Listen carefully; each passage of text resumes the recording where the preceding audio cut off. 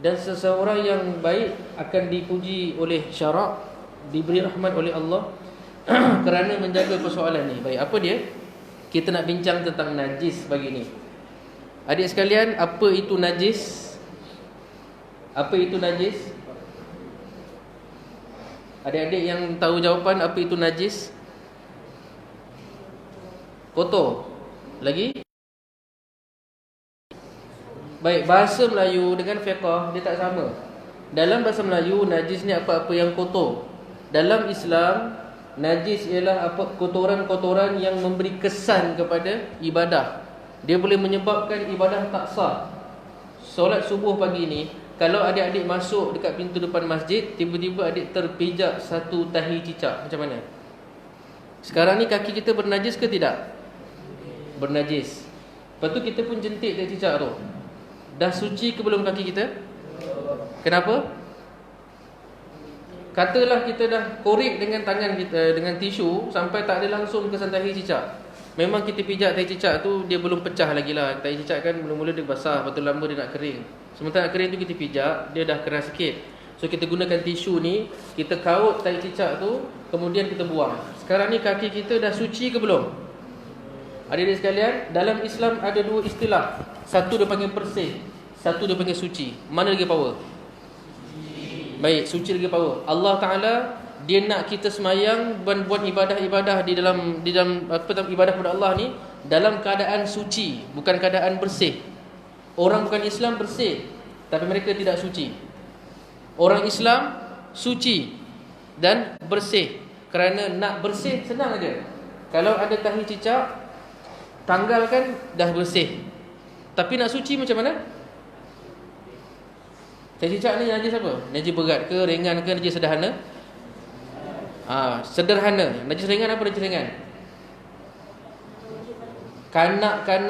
Bayi yang berumur bawah 2 tahun, kencing mereka, muntah mereka, kencing mereka ni, kalau mereka ni tak minum susu biasa, minum susu ibu saja, langsung tak pernah minum susu tin, hanya minum susu mak dia je, maka kanak-kanak tadi kalau kencing tu najis ke tidak?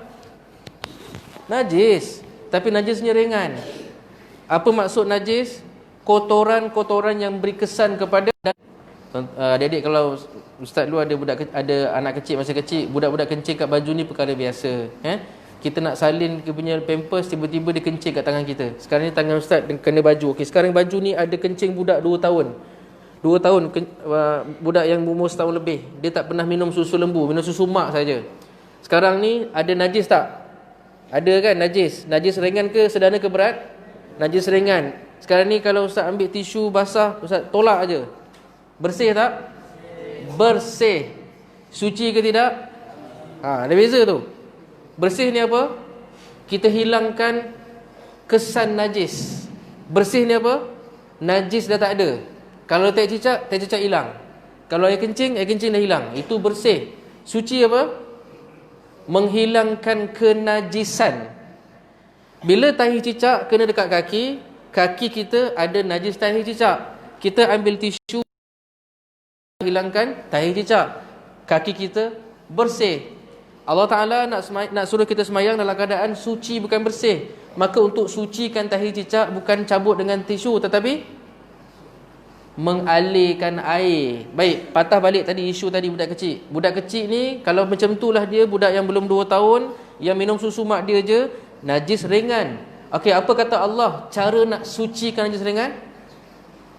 Percik-percik je. Isi air dalam cawan ke, dalam gayung ke, celup tangan, renjis, dah suci dah. Logik ke tak logik? Tak logik. Tapi ini syariat Allah. Hukum Allah tak boleh guna otak. Dia tak logik. Sebab apa pula, saya dah buang dah kesan najis tu. Maknanya dah tak ada najis, dah bersih. Tak ada setitik pun air kencing yang tinggal di baju. Memang dah betul-betul tak ada. Untuk hilangkan kenajisan, bahasa mudahnya untuk suci, maka kita kena renjis air. Itu maksud suci. Allah nak kita bersih dan suci. Baik. Contoh kedua tadi, tahi cicak. Tahi cicak ni najis berat ke ringan ke sederhana? Sederhana. Baik, najis yang paling banyak kat dunia ialah najis sederhana. Tahi awak najis apa? Sederhana. Kencing? Sederhana. Nanah? Najis ke tidak nanah? Apa-apa yang keluar daripada tubuh badan makhluk ataupun makhluk Allah yang ada darah, manusia, selain ikan dan belalang lah. Ikan ada darah tak ikan? Ada tapi tak nampak. Tak apalah. Yang berdarah merah, maka ia ialah najis. So kalau kita terpijak tahi cicak, kaki kita telah terpijak najis. Sekarang kaki kita ada najis sederhana. Betul tak? Kita nak semayang ke dalam ni, kalau kita ambil tisu, kita lap, sekarang ni kaki kita telah hilang najis, telah bersih. Tapi tak boleh semayang sebab tak suci. Cara suci macam mana? Kalau najis pertengahan, apa kita buat? Alirkan air. Tak payah gosok pun tak apa, sebab dah bersih kan? Dah bersih kan? Tak ada tahi cicak kan?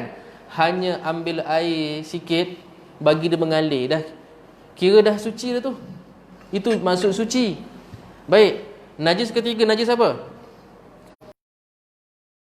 Najis berat lah, mughallazah. Apa dia? Najis daripada, sebut je babi kan bahasa Melayu tu, tak sanggup. Mau masjid, tak apalah. Khinzir dan anjing. Adik-adik tahu tak, dalam Islam ada 4 mazhab kan? Ada satu mazhab yang mengatakan semua binatang, semua makhluk semasa hidup suci. Dah mati baru ada cerita. Baik, manusia masa hidup suci tak? Manusia tidak najis. Masa mati dah jadi mayat, suci ke najis mayat? Hanya manusia sahaja makhluk Allah yang bila mati suci. Binatang semasa dia hidup suci kan? Semasa dia dah mati, semua binatang bangkai. Jadi walaupun kita tak pegang lagi darah dia, tak pegang air mayat. Adik-adik pernah tengok kucing mati tak? Pernah tengok mayat yang dah berbau tak? Okey, ustaz ni uruskan jenazah. Mayat ni bau dia sangat kuat. Kalau hari tu kita ambil mayat dekat Hospital Sedang. Kebetulan lah hari tu mayat tu dekat bilik nombor 3. Dia Sedang ada 6 ke 4 bilik, lupa dah. 6 bilik rasanya. 1, 3, 5 jenazah Islam, 2, 4, 6 jenazah bukan Islam. Ataupun tak lupa, terbalik kot. Tak apalah, tapi 3 bilik bukan Islam, 3 bilik Islam. Hari tu ada jenazah di bilik sebelah, yang jenazah ni dah 3 minggu mati baru jumpa. So dia punya bau dia, bau mayat yang dah 3 minggu ni macam mana? 3 minggu dia dah kembung, dah pecah-pecah, keluar air sikit. Bau dia macam bau, kalau ikut ustaz faham lah, bau macam bangkai kucing. Rasa-rasanya bau yang paling dekat dengan bau bangkai, dengan bau mayat ialah bau bangkai kucing. Itu bau yang identical, yang lebih kurang. Mana bau dia menyengat. Kalau air tu kena kat baju, buang je baju tu, tak boleh hilang bau dia. Baik. Jadi kalau kita terpegang binatang yang mati, walaupun kering, binatang tu ialah najis. Dia bukan kira najis. Tapi kalau najis berat tadi tu, anjing dan babi ni, ada satu mazhab, dia kata semua binatang yang hidup semuanya suci, termasuk anjing dan babi. Bukan saya saja tu, kerana hadis Nabi SAW. Kerana dalam Quran kata Allah SWT dalam surah Al-Ma'idah, ada ayat tentang Al-Mukallibin. Kamu tahu tak anjing tu boleh dibuat berburu? Tahu tak? Allah benarkan ke tidak? Allah Ta'ala benarkan seseorang menggunakan anjing sebagai binatang, tangkap binatang. Contoh, ustaz nak pergi makan pelanduk, nak tangkap mustahil, nak tembak tak ada senapang, ustaz ada anjing je. Okey, anjing tu boleh tak kita gunakan untuk tangkap pelanduk? Boleh. Sebab cara kita nak matikan binatang untuk kita makan ada 3. Pertama, pegang pisau, pegang leher, sembelih. Ni cara yang paling normal. Yang kedua, daripada jauh, pelanduk kat sana, kita kat sini, baling lembing, panah, tembak. Ini pun dianggap sebagai cara sembelih. Bukan sembelih lah, cara ambil nyawa yang Allah Ta'ala halalkan. Bismillah, pop, tembak. Bismillah, panah, boleh. Cara ketiga ialah melepaskan anjing buruan. Anjing tu mesti anjing buruan, bukan anjing bela. Anjing yang dibela untuk berburu sahaja, anjing khas. Nama dia Johnny. Okey, Johnny, tak ada Johnny sini kan? Johnny, abang nak Aku tengok tu pelanduk tu, Johnny kau pergi tangkap pelanduk tu. Bismillah, ketuk kepala dia ke, ketuk tangan dia ke, bagi isyarat, dia pergi tangkap pelanduk tu. Pelanduk tu dia bawa kat kita. Pelanduk tu kena gigit tak? Mestilah kena gigit. Ada air liur anjing tak? Ada, tapi tak ada syariat pun suruh samak, suruh sertu leher tu. Padahal air liur anjing digigit memang keluar air liur kan. Tapi tak ada pula satu perintah syarak, anjing-anjing yang menangkap rusa ke apa ke, rusa tu kita kena sucikan, tak ada. Tu dipegang oleh Imam Malik yang mengatakan bahawa semua binatang semasa hidup suci, masa hidup. Tu pandangan dia. Tiga mazhab lain tak. Anjing memang najis. Anjing dan keturunannya. Apa maksud keturunan anjing, adik-adik? Anjing laut tu masuk tak? Tak, nama je orang Melayu bagi nama, dia bukan anjing. Apa contoh keturunan anjing? Tak, pun tak juga. Anjing yang kahwin campur, tahu tak? Anjing ni dia confuse. Dia tengok dia jauh macam anjing, rupanya bukan anjing. Rupanya serigala. Serigala tu mungkin dia tak cukup sifat, dia bulu tak panjang. So anjing perempuan ni, anjing lelaki ni, anjing jantan ni, dia ingat tu anjing betina. Tapi rupa-rupanya serigala yang tak cukup umur. Maka dia pun tangkap serigala tu, dia ingat anjing, dia bersama dengan serigala tu, lahir anak. Sekarang ni anak tu separuh anjing, separuh serigala. Itu keturunan anjing. Keturunan babi pun sama. Babi yang confuse, dia ingat babi, rupanya bukan babi. Binatang tu nampak macam babi kan. Mungkin dia pakai baju pelik-pelik ke, macam babi je. Lepas tu dia pun pergi tangkap binatang tu, lahir anak babi yang bercampur. Itu keturunan babi. Babi laut, anjing laut bukan keturunan. Itu orang Melayu bagi nama. Anjing laut bahasa Inggeris apa? Anjing laut bahasa Inggeris apa? Seal. Ada perkataan dog tak? Tak ada, orang Melayu bagi nama. Baik, kita balik topik kita. Jadi kalau najis yang berat, adik-adik sekalian terjumpa dekat luar masjid, contohnya terlanggar anjing. Katalah kita ambil pandangan yang paling senang, kita terkena jilat anjing tu baik, dia baik sangat. Dia suka kita, dia jilat tangan kita. Pap, dia jilat, sudah. Sekarang tangan kita ada najis tak? Ada. Najisnya apa? Air liur anjing. Najis ni ringan ke berat ke sederhana? Berat. Okey, apa kita nak buat? Kena hilang, bila cerita najis, kena hilangkan dulu najisnya. Hilangkan dulu fizikalnya. Air liur tu kena hilangkan. Ambil air, cuah. Okey, sekarang tangan kita dah tak ada air liur anjing. Dah bersih ke belum? Bersih. Apa yang tak buat lagi? Suci. Ya, dah faham dah. Dah bersih dah sebab tak ada kesan najis. Tapi suci belum. Apa cara suci kan? Kena basuh dengan 7 basuhan. Tak kira banyak mana. 7 basuhan. 7 cawan ke, ikut keadaan lah. 7 gayung ke. Salah satunya dengan air yang bercampur dengan tanah. Ustaz tak bawa pula lotion sertu tu. Bukan samak tau. Sertu. Cuba sebut sertu. Samak ni kalau kita sembelih lembu nak guna kulit dia, itu samak. Bersihkan kulit binatang. Kalau anjing babi bukan samak, sertu. Tak apalah, tak kisahlah. Jadi sertu. Pernah makan hotel tak? Pernah makan hotel ikut ayah? Semua orang kaya kan? Okey, pernah. Baik. Hotel kat Malaysia ni banyak halal ke banyak tak halal? Halal, tetapi mereka tak minta sijil halal. Kenapa? Dalam secara kisah benar dia sekalian, kalau hotel tadi nak minta sijil halal, dia dah tak boleh gunakan oven yang sama untuk bakar babi, lagi babi. Dia ada kuali kan? Kuali tu tak boleh lagi digunakan untuk masak babi. Dia ada cawan kan? Cawan tu tak boleh digunakan untuk hidang arak. So hotel-hotel yang minta halal dengan JAKIM tu, dia kena doublekan dapur dia. Satu dapur dia panggil halal kitchen, yang tu dapat sijil. So orang Islam beli makanan, pergi saya nak makan ni, maknanya semua bersih. Kawan Ustaz Fatah, seorang penolong pengarah kanan di Jawi, kerja dia ialah pergi sertu hotel-hotel yang minta halal. Adik-adik sekalian, bila mana satu hotel dia nak minta halal kan, maka satu pasukan halal akan datang ke hotel tersebut pada tengah malam. Mereka akan mula buat kerja-kerja pensertuan. Mereka bawa satu tong yang saiznya 2 kolas, tong biru besar tu, dalam 14 ke 20 tong, isi air penuh-penuh, letak air tanah. Hotel seperti Mandarin Court, 20 ke 30 ribu pinggan. 20 tahulah, tu cerita kan, maknanya berpuluh-puluh ribu pinggan, cawan, sudu. Maka apa mereka buat? Mereka susun pinggan dekat tangan, 4 keping, 5 keping, celup air tanah. Celup 1, 2, 3, 4, 5. Dah siap tu, pasukan yang lain akan pergi dekat oven yang pernah masak kek ke, yang pernah masak nak bakar daging ke, yang grill ke. Dia akan ambil span, dia akan celup dalam air tanah dan dia akan sapu. Yang boleh buat ni hanya pakar saja, sebab kalau salah nanti rosak mesin tu. Dan dinding lebih kurang dalam 6 kaki, dia akan sertu dinding tu. Dah siap semua ni, hotel tu akan dapat sijil halal untuk dapur dia. Tak semua hotel mampu.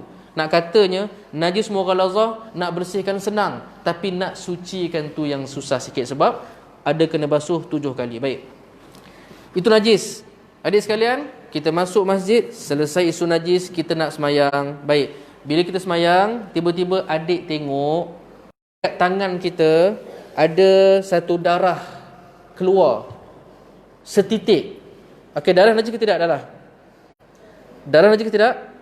Apa-apa yang keluar daripada badan manusia najis, melainkan 2-3 benda. Air liur, peluh tak. Tapi darah, nanah, tahi, air kencing, semuanya najis. Jadi bila kita semayang, tiba-tiba keluar darah setitik, najis ke tidak?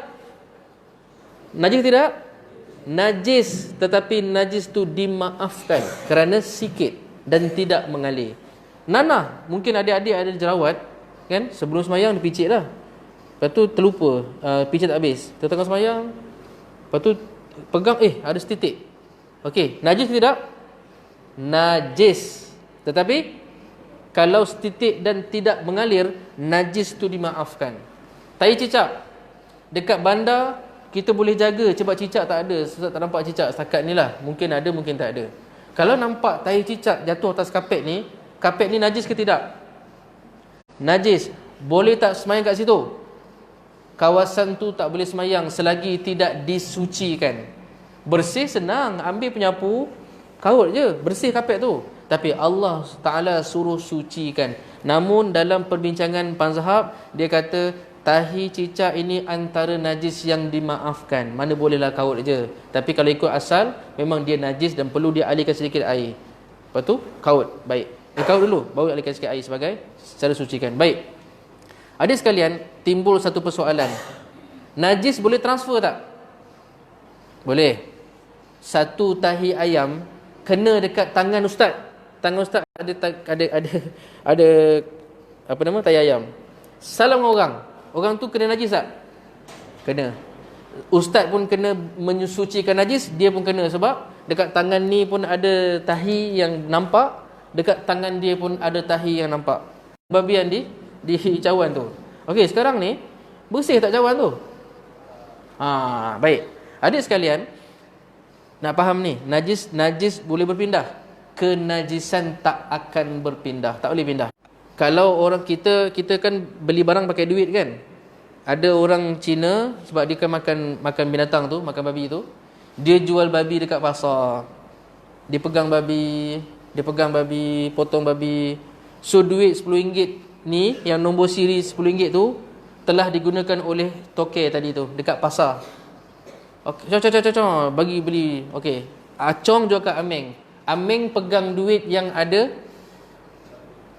babi. Tak nampak, dia bukan daging dekat duit, cuma tangan Acong ni, tangan yang dah pegang babi. Tak nampak babinya. Kemudian diberi kat tangan Ameng. Baik, duit tu kering. Sekarang ni duit tu ada kebabian tak? Babi tak ada, kebabian ada. Sebab tak nampak, cuma duit tu telah dipegang oleh dua orang ni. Okey, dia tidak berpindah. Sebab tu dalam Islam, najis boleh berpindah selagi dia wujud dalam bentuk yang nampak. Tahi selagi ada, dia akan pindah. Tapi sifat najis tu tak boleh pindah. Dia pada orang yang pertama sahaja. Sebab tu kalau katalah ustaz tadi pegang tahi cicak, ustaz ada kesat dengan tisu, tak nampak apa-apa pun. Sekarang tangan ni bersih tetapi tidak suci. Salam dengan orang tu tak terima apa-apa pun. Okey je. Sebab kenajisan tak boleh berpindah. Adik sekalian, isu yang seterusnya, kita semayang jemaah, tiba-tiba imam kita ada tahi cicak dekat kaki dia. Apa kita nak buat? Nak biar ke nak tegur? Nak tegur macam mana? Mam, nak tegur macam mana? Kalau imam tu boleh ditegur, tegur dia. Kalau imam tu faham fiqh, cara tegur dia macam mana? Tunjuk kat kaki dia. Kalau berani lah pergi sebelah dia, buat macam tu. Imam yang faham fiqh dia akan tahulah. Sebab dalam Islam boleh toleh. Dalam Islam boleh toleh. Kalau ada tujuan harus. Kalau tak ada tujuan makruh. Tengok, ada tai cicak lah. Bila dia sedar je ada tai cicak, maka terus batal solat imam tadi tu. Kalau tak berani tegur imam, ataupun imam tadi kita tak sure dia macam mana, kita boleh mufaraqah. Maknanya tak apalah, tak ikut dia. Sebab tak boleh ikut imam yang batal. Baik, tuan adik-adik sekalian, jadi isu tadi tu, seseorang yang semayang kemudian menyedari ada najis pada badan dia, maka sebenarnya solatnya telah pun terbatal. Bila dia sedar. Kalau tak sedar sampai ke sudah, solatnya memang tak sah pun, cuma dimaafkan oleh Allah. Dia takkan diazab kerana bersolat dengan najis. Sebab tu adik-adik sekalian, dalam fiqh 3 benda kena suci. Pertama sekali, badan kita tak boleh ada najis. Yang kedua, pakaian tak boleh ada najis. Yang ketiga, tempat nak semayang, sekurang-kurangnya tempat nak sujud tu dan pijak tu tak boleh ada najis. 3 ni mesti suci. Kalau ada najis salah satu tempat, solat tadi Allah Ta'ala tidak akan terima, dan orang tadi sebenarnya tidak bersolat pun sebab dia buat solat yang batal. Baik, adik sekalian, sebagai penutup pagi ni, Ustaz nak tanyalah, kamu kenal tak syaitan? Syaitan sebab dalam surah An-Nas Allah Ta'ala sebut pasal perkataan was-was. Baik, ada dalam kalangan manusia ni Allah Ta'ala uji dengan penyakit was-was. Dia ambil semayang, dia rasa macam tak siap lagi. Dia ambil semayang lama sangat. Dia semayang, dia rasa macam semayang tu tak sah. Dia kena najis, dia basuh najis, dia rasa tak suci-suci. Adik-adik sekalian, sebab tu Allah telah tetapkan cara suci. Senang aja. Saya ulang balik. Kalau najis ringan, renjis. Najis sederhana, jirus. Najis berat, 7 kali air, jirus juga, mengalir. Senang aja. Kalau buat tu confirm sah. Tetapi kadang-kadang syaitan dia datang kat kita, dibisik. Adik sekalian, dalam Al-Quran muka surat 142, apa kata Allah? Wa kadzalika ja'alna likulli nabiyyin aduwwan syayatinal insi wal jin yuhi ba'dhum ila ba'din zukhrufal qawli ghurura. Adik-adik tak tahu syaitan masuk apa? Buka surat 142, Allah Ta'ala beritahu siapa syaitan. Syaitan ialah golongan jin dan manusia. Adik-adik, cerita hantu seram ke? Kamu pernah tengok jin tak? Sesiapa yang kata dia pernah tengok jin, mungkin dia berdusta. Sebab jin ni kita tak nampak, cuma mungkinlah ternampak sikit-sikit. Dan jin dia, adik sekalian, jin banyak ke sikit? Kalau hakikatnya banyak. So ustaz pelik kan dalam TV orang cari hantu, dalam YouTube orang cari hantu kan, jumpa seekor tu semuanya palsu dan tidak betul. Jin penuh, cuma dia di alam jin yang kita tak nampak pun. Dia takkan keluar seko-seko. Yang seko-seko ni ialah segolongan kecil jin yang memang nak kacau kita. Hakikatnya alam ni penuh dengan jin dan tak nampak pun. Dia ada alam dia sendiri, alam gaib. Kalau sebab ada hijab, kalau kita ternampak seko 2, mungkin itulah ujian buat kita kalau ternampak. Dan adik sekalian, jin dalam cerita tak sama dengan jin dalam hadis Nabi SAW. Dalam cerita orang putih ke, cerita Melayu ke, jin boleh masuk kat dinding, kan? Dia boleh terbang masuk kat rumah. Adakah jin begitu? Hadis, nak percaya jin ke nak percaya filem? Percaya kat hadis. Hadis Nabi SAW yang sahih dan terkenal, bila maghrib tutup pintu dengan semua tingkap. Sebab jin berkeliaran, syaitan. Maknanya kalau tutup dia tak boleh masuk. Orang Islam rumahnya tutup pintu tingkap, syaitan tak boleh masuk. Yang kedua, siapa yang bacakan surah Al-Baqarah, panjang ke pendek? Agak panjanglah, 28 ayat. Siapa yang baca Al-Baqarah 3 hari di rumahnya, syaitan tak boleh masuk. Jangan guna otak. Agama tak boleh guna otak. Alah ustaz, bukan ke jin tu boleh masuk ke lubang kecil? Bukan ke dia ni boleh masuk ke dinding? Itu semua filem. Filem cerita macam tu kan. Kita tak boleh percaya filem. Kita kena percaya pada Allah dan Nabi SAW. Jin, walaupun dia halus, dia tak ada badan, tulang-tulang tak ada, dia halus, Tetapi dia tak boleh lepas sebenarnya. Rumah orang Islam tak boleh. Sebab dalam rumah tu ada solat, ada Quran dan sebagainya. Bahkan siapa yang baca Quran, rumah Baqarah, rumah tadi syaitan tak boleh masuk 3 hari berturut-turut. Tak boleh masuk dia. Siapa yang tutup pintu masa maghrib, syaitan yang berkeliaran tu ada nama dia. Dia tak boleh masuk juga. Syaitan dalam rumah ada syaitan, syaitan luar tak boleh masuk dalam rumah. So adik-adik sekalian, kita nak faham agama kena faham melalui Allah dan Nabi SAW. Baik, syaitan tadi tu, yang Ustaz cerita syaitan golongan jin ni, dia akan kacau kita dalam isu tadi tu. Isu tadi, pertama sekali, dia akan membuatkan kita susah betul untuk datang ke masjid. Ni kerja pertama dia, susah betul. Kita rasa penat. Ustaz pun kena ujian tu kadang-kadang. Tengah hari, hari Ahad, kita ustaz imam kat masjid, kita datang masjid bukan sebab bertugas. Kita memang bertugas sebagai hamba Allah pun. Jadi imam ke tak jadi imam, kena datang masjid. Tapi kadang-kadang syaitan bisik, tak apalah, awak hari ni kan tak bertugas, kan awak dah sembahyang jemaah 6 hari, sehari rehat. Syaitan. Kalau kita datang ke masjid, ada syaitan tak kat depan tu? Ada syaitan lain pula. Syaitan kat depan tu syaitan yang baru. Kita berjaya lawan syaitan pertama, ada syaitan kedua, dek. Dia cakap macam ni dengan kita, kau tengok, engkau lah orang yang sangat baik, kau tak sama dengan jiran-jiran kau. Jiran-jiran kau rumah dekat-dekat masjid pun tak datang. Syaitan yang membuatkan kita sombong. Kita tak layan dia. Aku biasa je. Kita masuk dalam masjid, ada juga penghasut-penghasut yang ada di sekitar ni. Apa dia cakap? Kau tengok orang ni semayang, kaki dia tak tegak. Kau tengok pakcik tu semayang atas kursi, contohlah. Kau tengok orang baca salah. Dia akan bisikkan kita. Sebab tu hadis Nabi SAW menunjukkan dalam masjid ada syaitan. Tetapi bila nak semayang, istau, Nabi suruh samakan saf, suruh rapatkan saf supaya syaitan tak masuk celah. Tak logik dia. Dia kan halus. Dia pergilah atas ikut logik. Benda gaib tak boleh ikut logik, kena ikut hadis. Ikut hadis, apa susah syaitan? Tapi kalau kita buat saf subuh tadi, rapat-rapat, bahu kita kena bahu orang sebelah, syaitan tak boleh kacau. Kata Nabi SAW, kalau saf tadi jarang, syaitan akan masuk tengah-tengah dan berbisik-bisik kaza wa kaza di telinga kita. Sebab tu kita berangan ni sekalian. Syaitan, kita kena faham ikut Nabi SAW dan Allah SWT. Syaitan ni gaib, tetapi dia pun tertakluk atas hukum Allah SWT. Jadi yang tak pergi masjid tak semestinya jahat. Yang pergi masjid tak semestinya baik. Yang baik tak semestinya baik sampai mati. Yang jahat tak semestinya jahat sampai mati. Kita tak tahu apa-apa, adik sekalian. Buat baik terus sampailah akhir usia kita. Dan satu kisah sebagai pengajaran, baru ni ustaz uruskan satu jenazah di tempat ustaz sendirilah.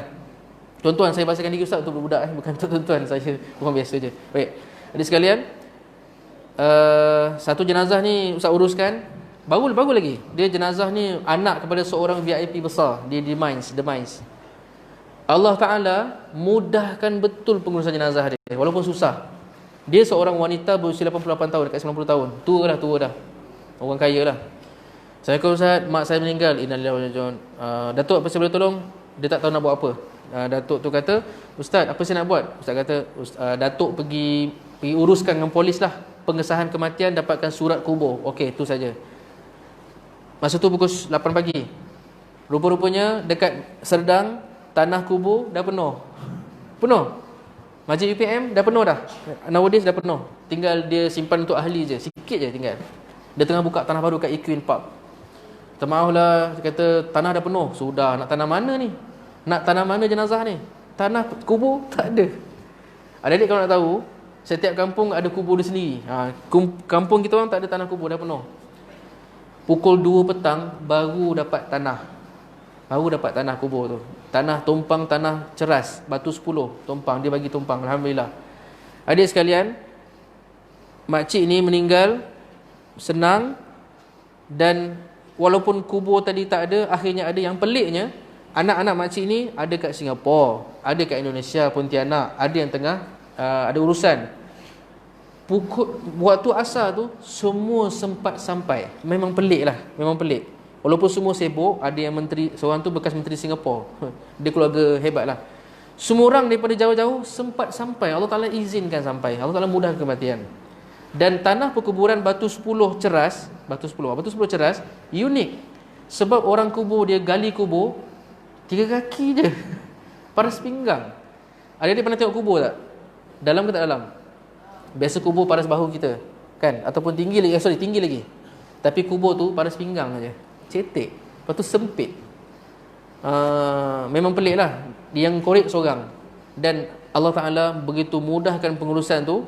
Lepas asar kita hantar, siap. Sebelum pukul 6 dah siap semua dah. Walaupun tak pakai traktor.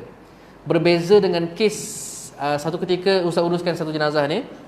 Dia punya susah nak uruskan. Kita tak kata dia jahat, tidak. Jangan cakap macam tu. Ini pengalaman. Bermula dengan pagi dia meninggal tu, van jenazah tak ada. Tak logik lah. Assalamualaikum, van jenazah. Minta maaf Ustaz, pakailah, kita ada jenazah. Telefon masjid sebelah, ada jenazah nak pakai. Tak ada van jenazah. Sampai terpaksa guna yang swasta, yang call tu. Yang call swasta tu. Adik-adik sekalian, jenazah dia masuk bilik mayat sedang juga macam tadi tu. Dia meninggal, kenapa? Dia mati seorang-seorang kat bilik. Kesian dia. Dia bujang, mati seorang-seorang kat bilik. Sebab ada dia punya macam, tak tahu lah, pecah kot dia punya tulang ni, kena dekat paru-paru dia, berdarah dalam ni. Dia mati selepas 2 minggu. Kawan kita, Assalamualaikum, buka. Tak buka pintu. Pecahkan pintu, dia dah terbaring dalam bilik dah. Darah dah penuh kat lantai. Dia mati seorang-seorang aja dalam bilik dia. Baik, jadi Allah Ta'ala nak uji kami. Jadi kami pun dapat jenazah ni. Ustaz, kalau jenazah, 2 masa yang Ustaz paling seram. Bukan seram, paling berdebar. Masa nak buka muka, first time, dengan masuk kubur. Baik.